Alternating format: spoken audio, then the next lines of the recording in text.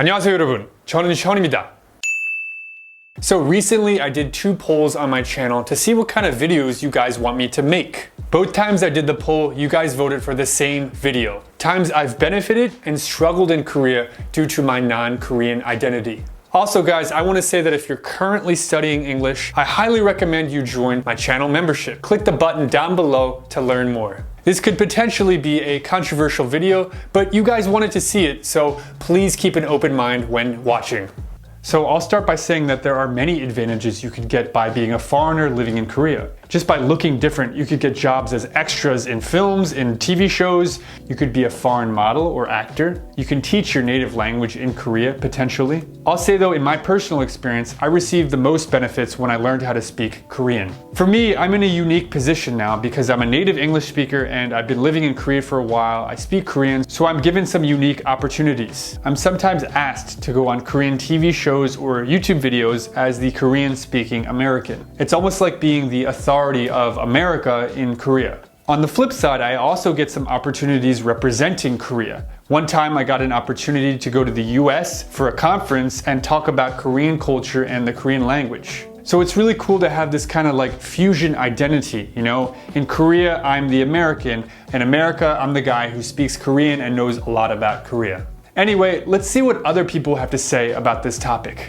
Hey, how's it going? What's your name? Where are you from? I'm Bart and I'm from the Netherlands. So what are some times when you've benefited and some times when you kind of felt a disadvantage being a non-Korean person in Korea? I always feel that I benefit when I speak to Koreans in Korean. I can give you a good example. So I'm a YouTuber and I film a lot on the streets of Seoul. And one of the things that I like to do is talk to random people and do a short interview. Of course in Korean as much as possible. So sometimes I have a guide with me when I film, a Korean guide. And then whenever we approach people, they do it the Korean way. So it becomes like, 조회성 하는데. And then they really carefully introduce each other, they lower their voice, and it takes quite a long time before they get to the point. While when I'm alone or with another foreigner, we just go like, hey, what's going on? Tell me about the neighborhood. Or what is your job? What are you doing here? Where do you live? We don't go the formal way. We just make it casual. And it's interesting because we know that Koreans do it differently, but still when we do it our way, we create a really comfortable setting somehow. It almost seems like this disarms the other Korean person. It's like, okay, well, if you're not going to follow the rules, I'm not going to follow the rules, and let's just talk openly. Is that kind of what you're saying?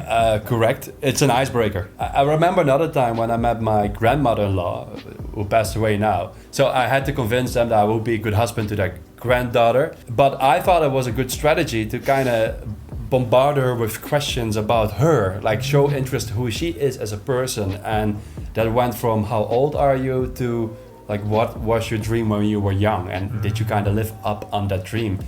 And then my wife Ria later told me like, hey Bart, I heard things from my grandmother that I never knew, because she probably never asked those questions. I think it's common in Korean culture. Of course, not all Koreans do this, but I've seen this a lot with my Korean friends. It's like when I'm with my family, we talk about family things, don't go too deep.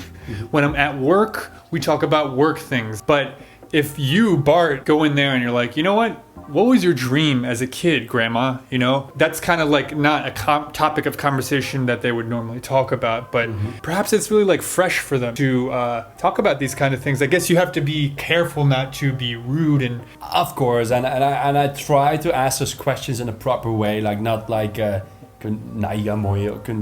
할머니 나이가 뭐야? And I think that's what foreigners often unintentionally do. They technically are kind of rude on paper, but you can see that they have good intentions and they mean it well. And then Koreans are like, they can feel their good intentions, so they don't really care. That's what I think. Hey, how's it going? What's your name? Where are you from? My name is Chad. I'm from the United States. I think one of the biggest benefits of being a foreigner in South Korea is that you aren't necessarily treated like Koreans treat each other.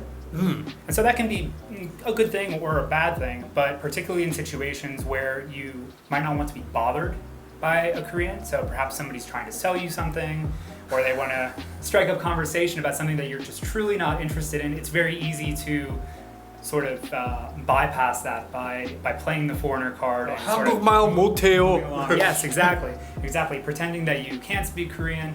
Hey, how's it going? What's your name? Where are you from? I'm Fee and I'm from England. cool. I know that this is like a huge privilege card, and I appreciate the fact that like it is so easy that I will never not be employed in this country unless I choose not to be.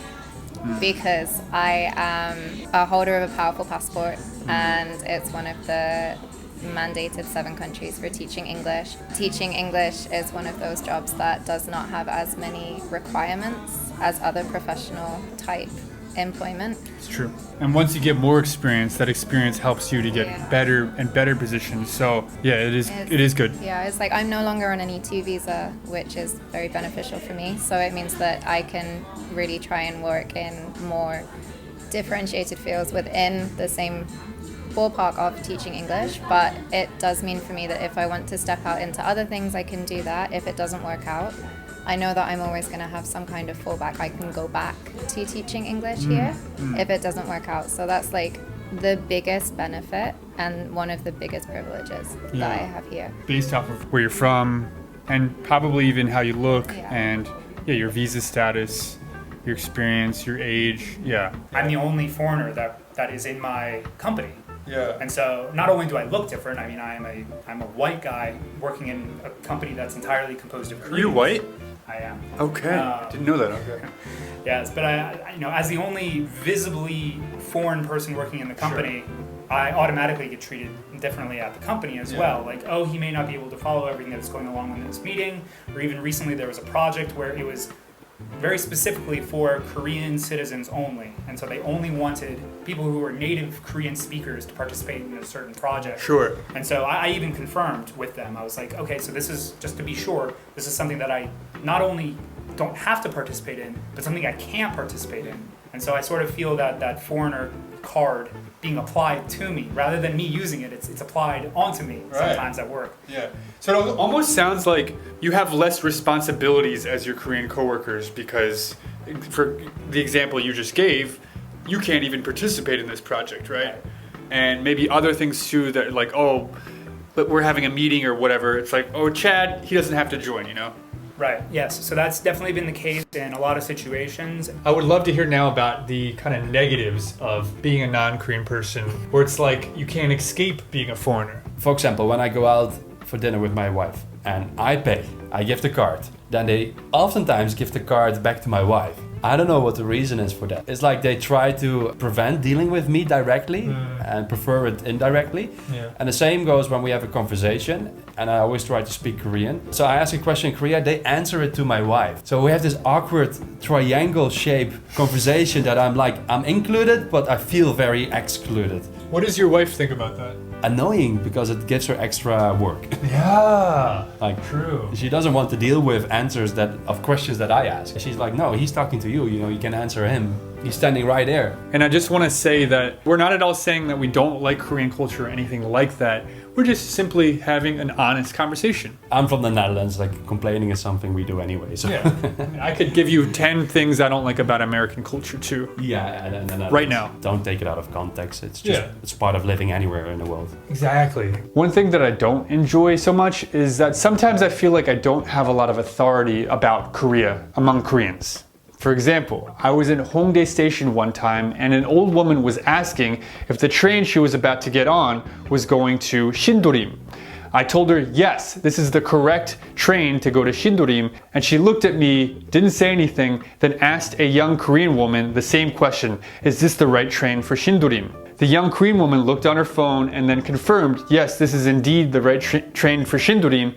Then the old woman looked at me and said, 죄송합니다, and then walked away. And it didn't really feel very good because since I'm a non-Korean person living here, I can't give anybody directions. Even though I've been living in this area that I'm living in now for, over 7 years, I probably know it better than most Koreans in Seoul. I'm always probably seen as like a tourist or someone who's living here temporarily. But at the end of the day, this kind of thing is not a big deal. So like I'm part of running groups, and so like it's a huge group of people that are all running together at official sessions. But then when it comes to like smaller groups that just sort of meet off on the side individually, they may think, oh, Chad's not going to understand the nuances of what we're talking about, or he's not going to be able to follow as well. And so they just sort of automatically write you off a little bit and not include you, maybe subconsciously. They may not be doing it on purpose, but it's just something where they're like, oh, he's not going to understand, so we don't want to be bothered, and so we just won't invite him, or we don't think to invite him. But I think especially for foreigners who want to stay here long term, it definitely like sort of wears on you a little bit, because you want to become more integrated with society and you want to create those connections. And when people just sort of maybe subconsciously write you off or don't include you, it's annoying. It's tough to bear for a long time. And I think in my situation, for me personally, I sort of get motivated by that a little bit. My determination grows stronger to sort of like force my way in. You're going to invite me. I'm going to try so hard and show you that I can, keep up and follow and be a part of this group that you're going to invite me. Has that been a big motivating factor for your Korean studies? Yes, absolutely. Yeah. So when I talk, I'm going to speak so well that you can't ignore me. Yes, exactly. For apartments, it was really difficult to get anyone to rent to me because I was foreign, and they all assumed that I was only going to be here for 1 year and that I would just leave. I've always had like very nice budongsan, actually. My most recent one, when I was moving to this area, he went above and beyond. He took us TC1, and I guess he felt really embarrassed about it because he called the lady in advance and he didn't say anything about the fact that my friend and I were foreign. He didn't say anything. He just said, oh, we're going to come and see the apartment. Is it still available? Is that possible? And she was very, of course, come and see. And then as soon as we got there, she started making all of these excuses about how the owner of the building, he works really early in the morning and things. And it was really embarrassing for her because her granddaughter was there, and her granddaughter goes to an English hagwon. And her granddaughter greeted us in English. And her granddaughter at multiple times, because kids don't have filters, just said straight to her face, that's not true. My friend and I were communicating obviously with the budongsan in Korean, so he knew that we spoke Korean and he knew that we could understand. And she was saying all of these things, and then her granddaughter was basically negating all these things that she was saying. And then she said to us in English, she was just like, that's not true.